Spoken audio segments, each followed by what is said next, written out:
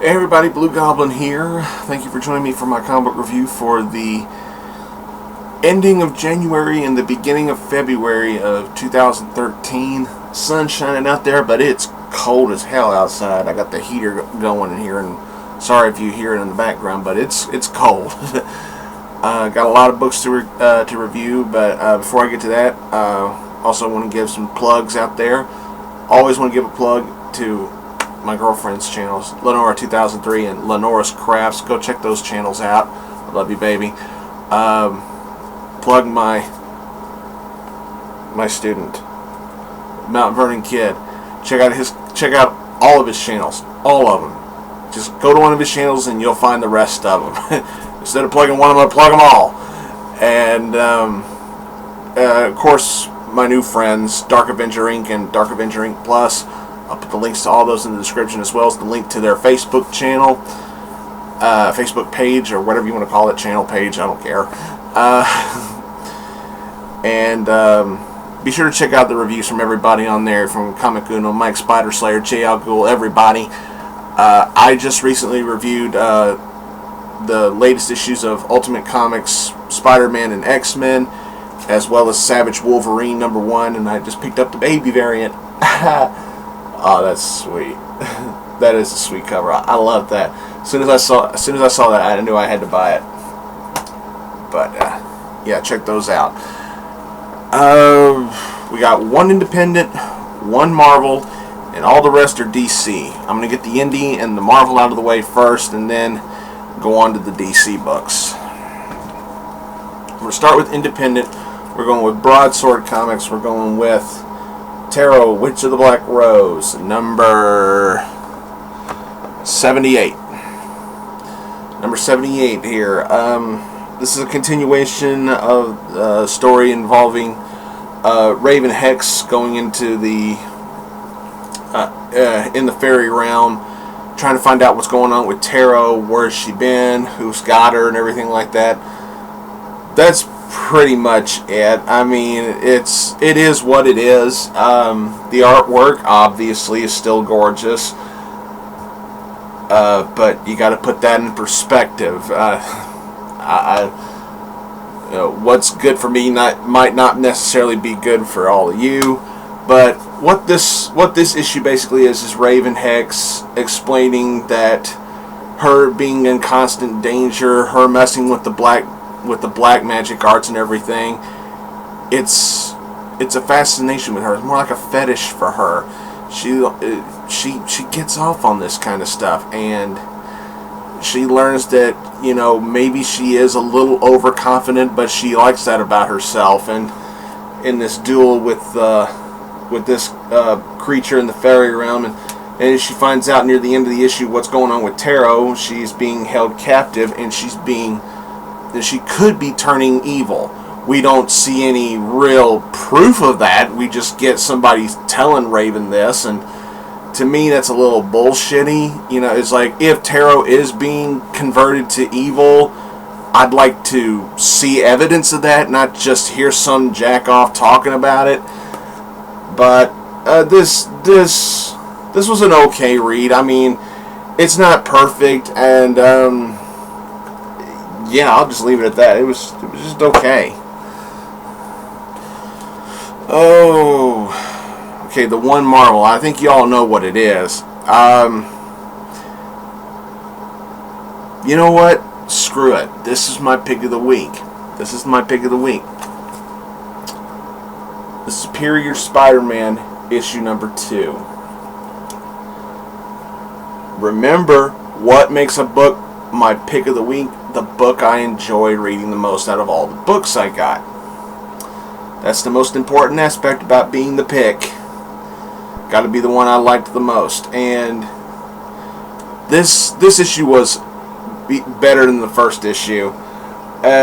When I reviewed the first issue, I said, the ending.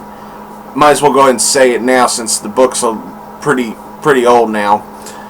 But at the end of the first issue, we see what looks like Peter Parker's ghost preventing Otto Octavius from committing murders. And we find out in this that's Peter's consciousness, something like that. His essence is going around, is with Otto Parker.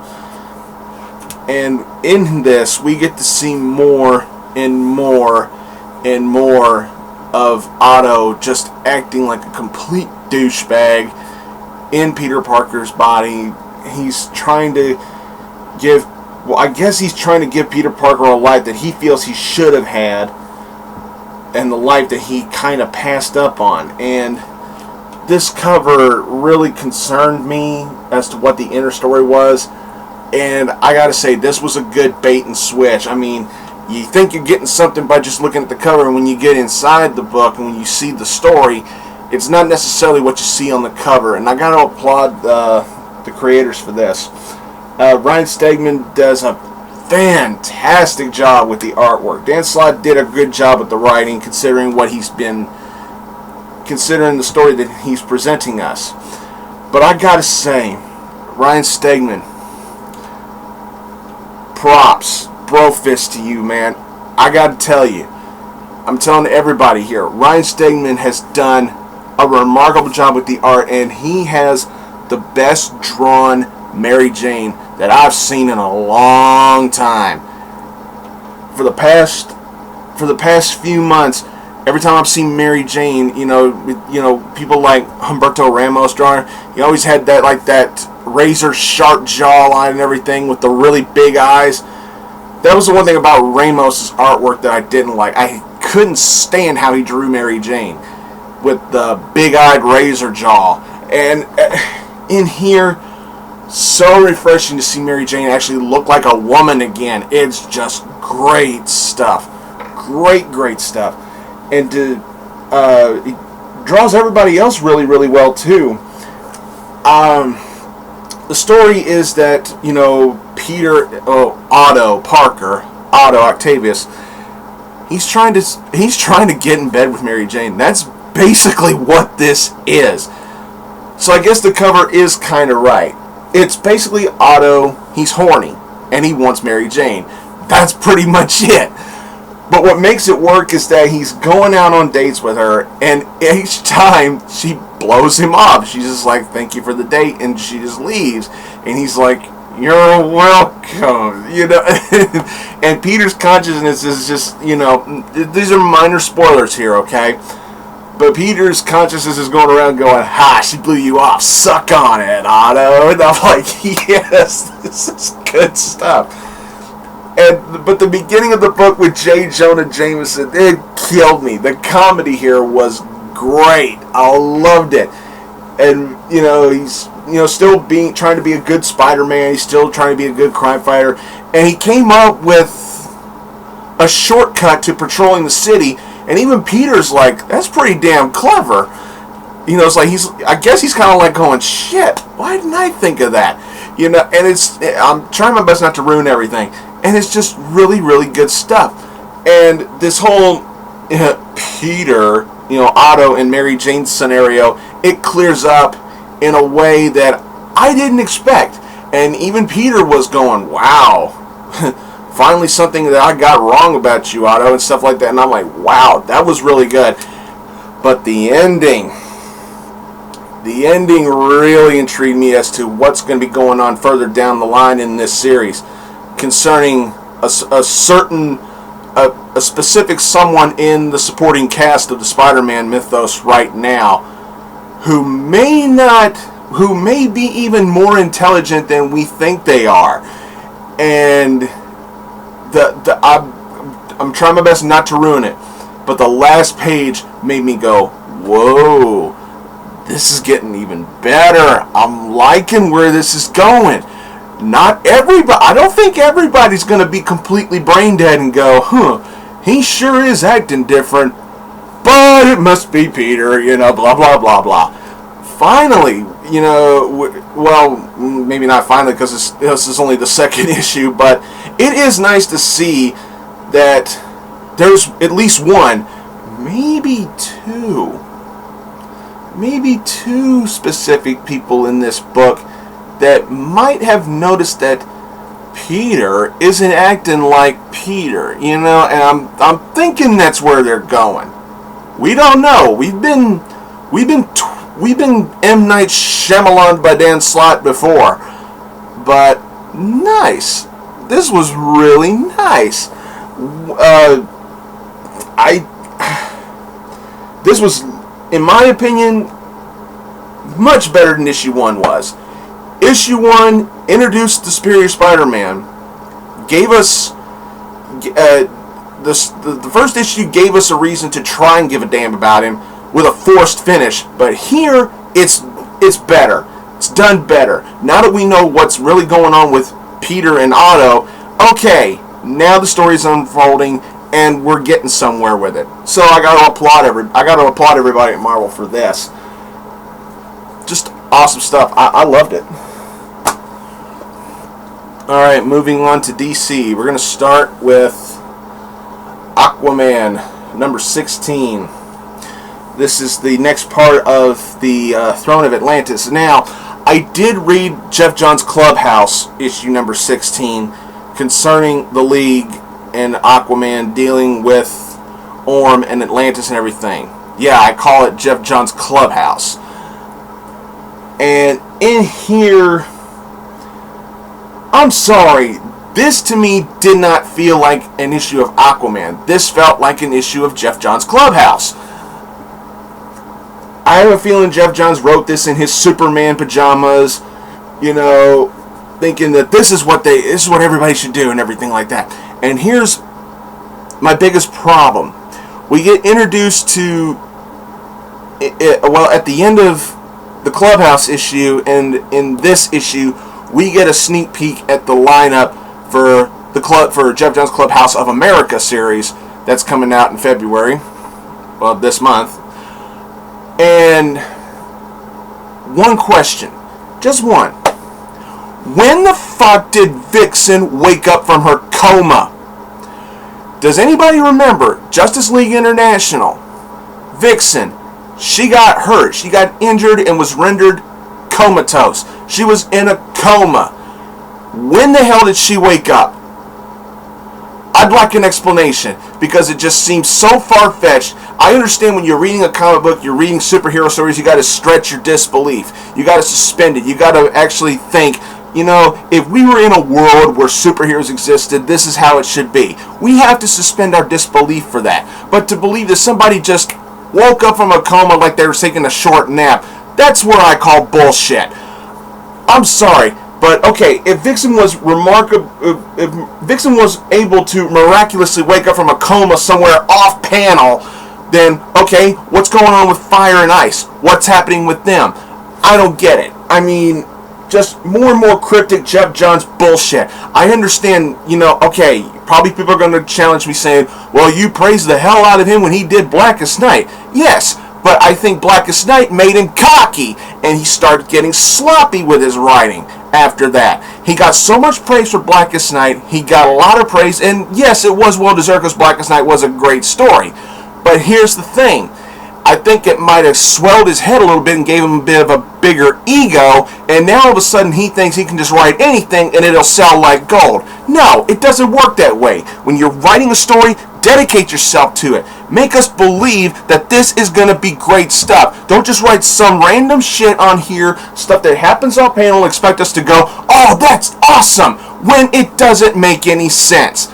Vixen waking up from a coma somewhere off panel, bullshit. I call bullshit on it.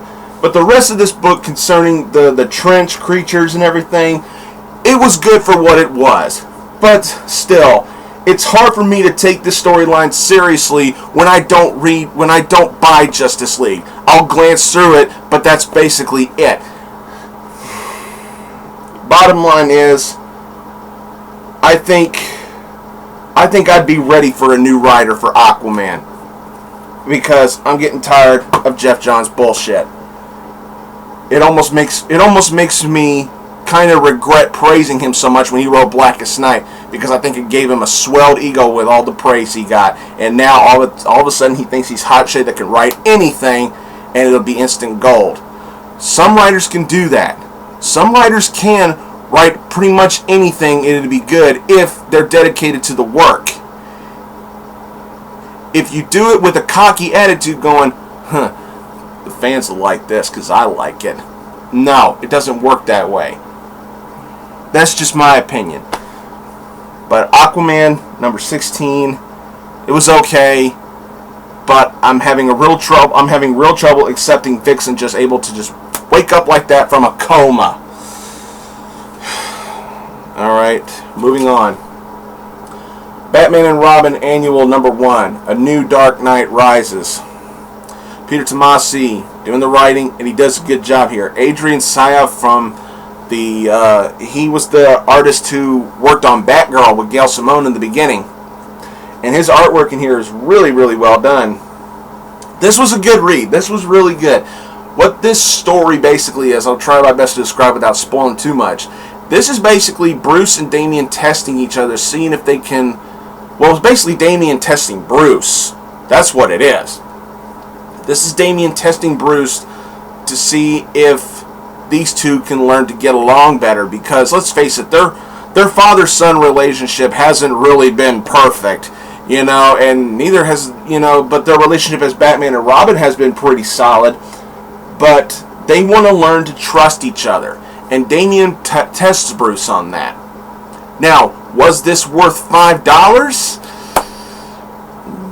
Not really. I mean, $5 is a bit much for a story like this. This could have been a $3 story. Maybe a $4 story. But $5?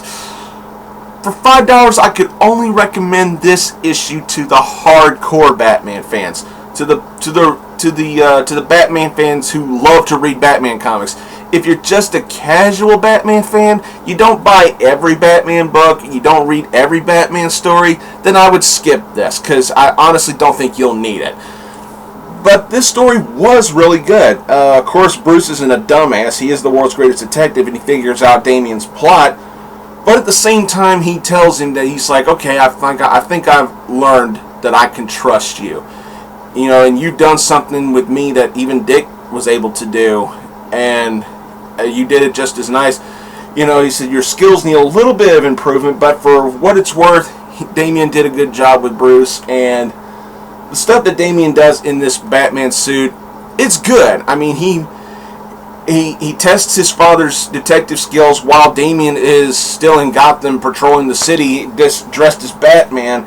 And it's good. It's a good story. It's really good. I wouldn't say it was perfect, but it's a decent read. But once again, I only recommend it for the hardcore readers. Next up, Batman the Dark Knight number 16. Oh, this is good stuff. Trapped in the chaos of the Mad Hatter. Greg Hurwitz is doing the writing, but we got Ethan Van Sciver on the artwork. Sweet. This was good. This was really good. Yeah, there's a whole bunch of riots and commotions. I mean, yeah, there's a big crime sprees, riots breaking out all over Gotham. People are going nuts, and, you know, Batman's basically, you know, trying to figure out, you know, what's going on and everything. And I gotta say, I like the way the Mad Hatter looks in this series. I like the way his character is done. You know, he's a short little shrimp, but he's very intimidating at the same time. He's got a guy who's like literally twice his size, maybe even more, like twice his height actually. He's even got a guy who's like towers in like this. He's got this big guy intimidated. That's how badass Mad Hatter is in this. And it's just, you know, it's like this big thug reports to Jervis in here saying, hey, I failed, sorry I messed up, boss. And he's like, somebody fetch me a stepladder. And he gets up on the stepladder and he gouges the fucker's eyes out. It's just I'm like, whoo, this is good stuff. I'm not going to say anything else about this story. I just think it's really, really good. It's what you would expect from a Mad Hatter story.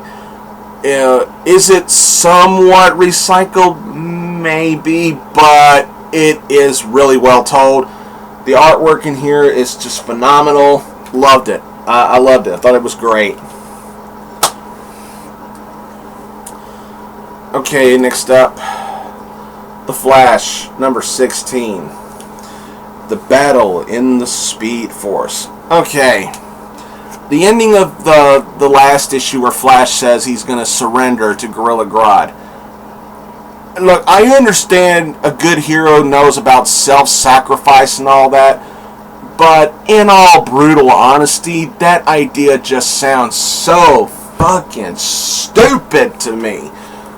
I'm like, and hell, even the supporting cast is telling Barry in this issue, it's like, okay, go ahead and surrender yourself and your powers to Gorilla Grodd. What's going to stop him from killing people anyway? You know, and I'm like, thank you? I mean, as intelligent as Barry Allen is, the logic that he's thinking is making him look like a fucking nincompoop. I'm like, do you honestly think that if you surrender yourself and surrender your powers to Gorilla Grodd, he's going to go, oh, thanks, I'll leave the humans alone now. No, he's not going to do that. And I'm like, look, it's one thing for self-sacrifice, but self-sacrifice comes at a price. What I mean by that is self-sacrifice is done like this. You're fighting a villain, and you decide, I need to take him out. But in order to do that, I need to take myself out with him. Self-sacrifice does not mean, here's my Speed Force, you can have it now, let everybody go. Bye. That's not self-sacrifice. That's self-sacrifice done wrong. But this issue read really well. We got some flashbacks from then, and now we get to find out what happened a few years ago between Barry and Iris that kind of gave them a rocky relationship and everything like that. We get to see some touching moments between Barry and Patty. Some very colorful scenes. This was not in any way the strongest issue of the series. We get some good dialogue. We get some good character development for the rogues. But the only thing I liked about this issue concerning the Flash himself was the ending of the book. How he confronts Grodd and where they end up at the end of the book. And that's pretty much it. I mean, I know everybody has been just fallen down punch drunk in love with this series. I know there's a lot of people. There's a lot of people that I've seen on the internet talk about how much they're just passionately in love with this series, and there's never anything wrong in it. I'm sorry, I gotta draw the line at some point.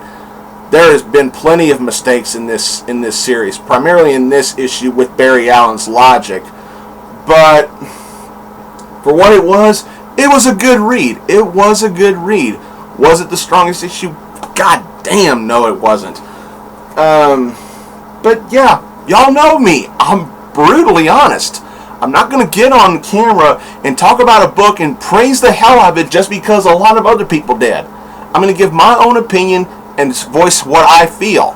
That's how I am. This was a good read, but in my opinion, anybody who gave this a perfect 5 stars, seriously, y'all overrated this. Alright. I'm going to go out of order for these last 2 books for a reason. Because I got a lot to say about the last issue. About the last book I'm reviewing. But we're going to start with this one. Red Lanterns, number 16. Rage with the Machines. What this basically is, I still consider this a tie-in to the Rise of the Third Army story, even though it doesn't say it anywhere on the cover. But Rage with the Machines. What this basically is Atrocitus getting control of the Manhunters. And there's two different plots going on in this book. One is the one I just mentioned, and the other one is the Earth Red Lantern, Rancor, arguing with Bleez on how a true Red Lantern would take revenge out on someone that done him wrong. The Earth Red Lantern, Rancor, comes across the man who killed his grandfather. And he wants to kill him. And Bleez is like, there's minor spoilers here, everybody, okay?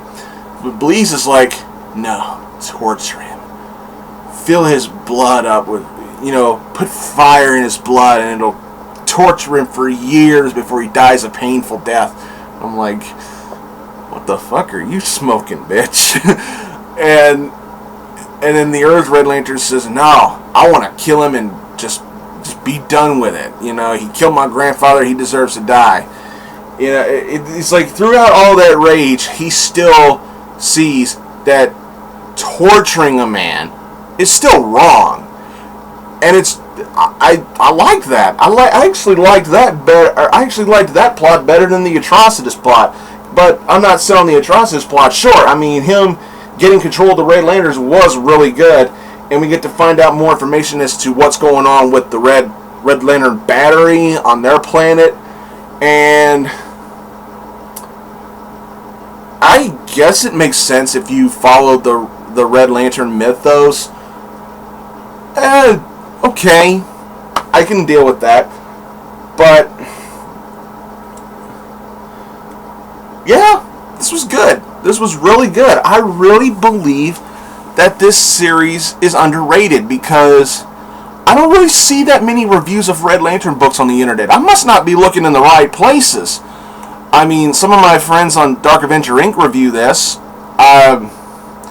Yeah, I've seen IGN review this series, but then again, IGN can't review for shit.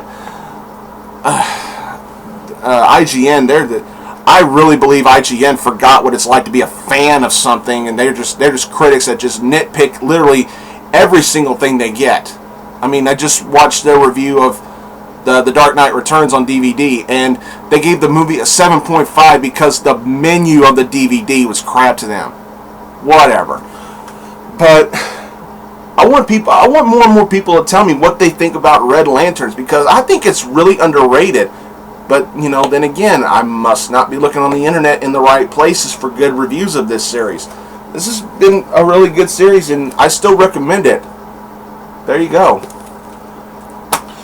Alright, we're going to end this review with seriousness here.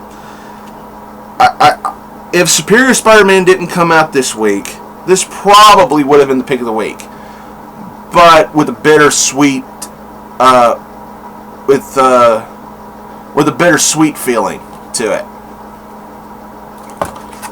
We're ending this with Green Lantern Corps Annual Number 1. This is the Rise of the Third Army conclusion. See that? Conclusion, people. Peter Tomasi. And we got artwork from Crisscross on here. That's new. I'm no stranger to Crisscross's artwork, but it's just first time I've seen artwork from him in a DC book in quite a while. I think the last time I saw artwork from him on a DC book was during that whole Faces of Evil storyline with the whole Starbreaker shit from Justice League of America. This is the last time I saw him. But going on to this book. Wow. just wow. This is without a doubt probably one of the best issues of Green Lantern, one of the best Green Lantern Corps books ever. Possibly. And to tell you the truth, it could have been even better.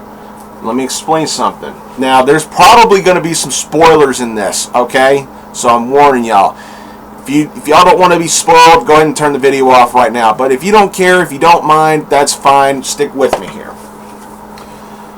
Okay, first thing I want to say is I agree with some of the reviewers that I've read and watched on the internet when they talk about this book.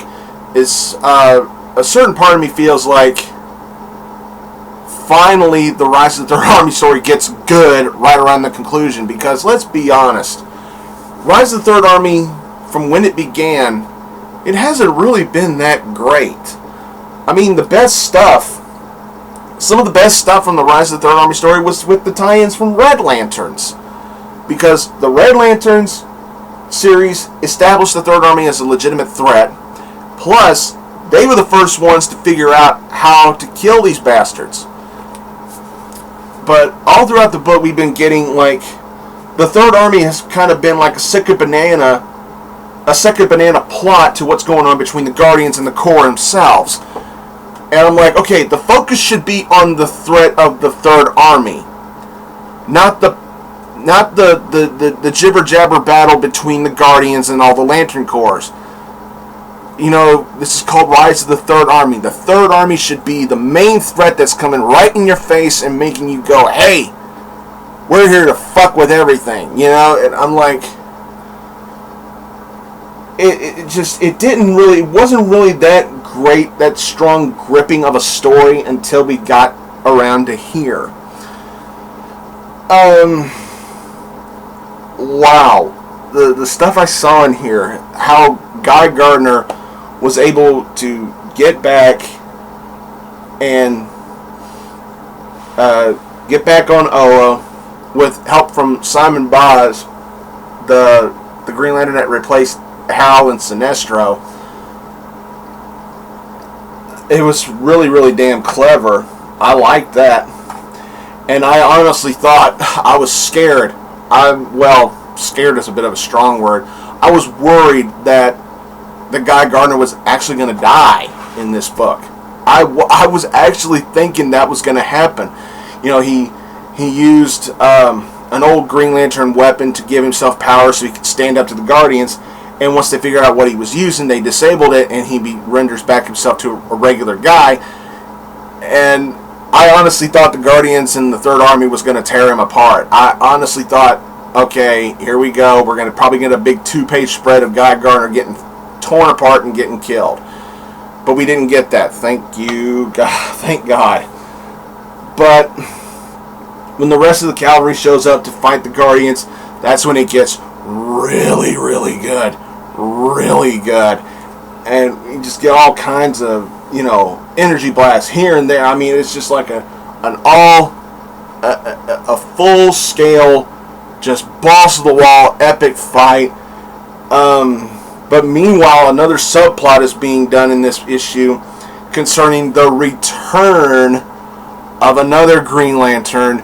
And when I saw it, Chris, you know where I'm going with this. Yes! Yes! Yes! Oh, it's good to see this old buddy again. Wow. And the thing, he's like, wow. And Helen, John, and the Star Sapphire are going like, oh, we didn't help him. He helped us. And to see what he did to some of the members of the Third Army, I was just geeking out. Great stuff. And then we got to the ending, and I'm like, oh, you just dropped the ball. I was expecting, I'm going to go ahead and say it, this conclusion, the conclusion of this conclusion disappointed the hell out of me. Why? Because I was wanting something and I got something else. What I wanted was the death of the Guardians. That's what I wanted. I don't care. When Kyle Rayner showed up, White Lantern charged up and everything with all the other lanterns and everything, I was wanting it. You know, and he even told Ganthet, he said, Ganthet, I hate you for what you're making me do. I was ready to watch it. And I was ready to lay back and enjoy it. Seeing the Guardians get their asses shredded. I wanted them to die. I wanted the lanterns, every lantern in the universe to come together and just blast the ever-loving hell out of them.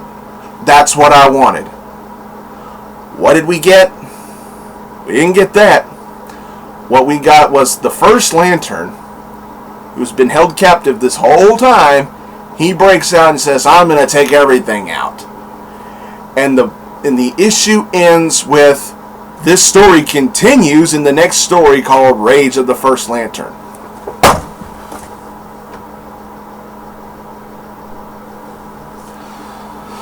Are you bullshitting me? DC, are you serious? You gave us a conclusion that ends on a to be continued moment. This didn't conclude anything. Okay, you're probably going to throw out an excuse saying, well, the Third Army's going to get killed. No, because some of the members were still alive when the First Lantern busted out and made this proclamation. This didn't conclude anything. It was about to, but you M. Night Shyamalan'd us and gave us continued in the next story. What the fuck? Really? For a conclusion, this was going really, really well. This was doing a fantastic job of building things up, and it was getting ready to wrap this story up. No. You gotta read another event that's probably gonna cross over between all of the Lantern books, and the conclusion of that's gonna cost you another $5. So you baited us, saying, okay, you want to see the end of this? $5, here you go. Oh, wait, nah, we screwing with you. You got to read another story. And then another $5 conclusion. Fuck you, DC, for that. Well, that's all I got for this week, everybody. I don't know when my next review's going to come out for my channel, or when my next reviews are going to come out for Dark Avenger Inc. But I promise I'll try to keep those up as much as I can. My next comic book review for this channel might be late, because I'm not going to be able to get my books for next week until next Friday. So yeah, it's a safe bet my next review is going to be late, but I'll try to get it out as soon as I can. I want to thank y'all for watching. Subscribe to my channels, Blugoblin 01 and Blugoblin X. Subscribe to my girlfriend's channels, my student, TheMtVernonKid. Follow Dark Avenger Inc. and Dark Avenger Inc. Plus, please. You won't regret it, I promise you. Follow me on Twitter or on Tumblr, please. Thanks again for watching, everybody, and until next time, I'll see y'all later.